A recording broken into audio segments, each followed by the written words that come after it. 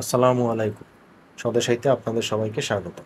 কাতারে অবস্থিত মার্কিন সামরিক ঘাঁটি লক্ষ্য করে হামলা চালিয়েছে ইরান। একইভাবে হামলা চালিয়েছে ইরাকেও। এখন প্রশ্ন হচ্ছে, আসলে কি মধ্যপ্রাচ্য জুড়ে যুদ্ধের দামামা বাড়ছে? যুদ্ধ কি বেঁধেই যাবে কিনা?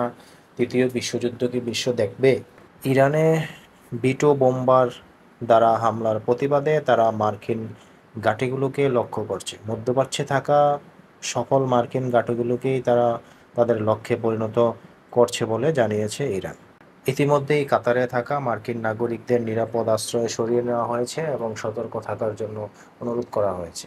পেন্টাগনের পক্ষ থেকে জানানো হয়েছে তারা এই হামলা গভীরভাবে পর্যবেক্ষণ করছে বলে জানায় পেন্টাগন।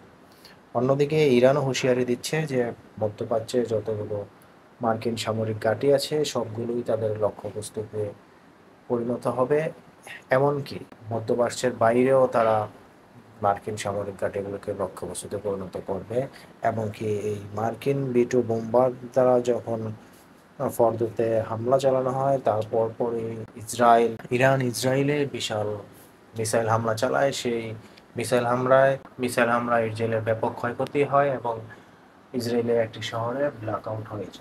এখন প্রশ্ন হচ্ছে, আসলে কি মধ্যপ্রাচ্য জুড়ে যুদ্ধের দামামা বাড়ছে? যুদ্ধ কি বেঁধেই যাবে কিনা? তৃতীয় বিশ্বযুদ্ধ কি বিশ্ব দেখবে?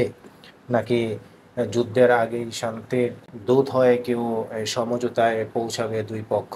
সেটা আপনারা কমেন্টে জানাবেন এবং এই প্রতিক্রিয়ায় কাতার কি পদক্ষেপ নেবে সেই বিষয়টাও জানাবেন কমেন্টে।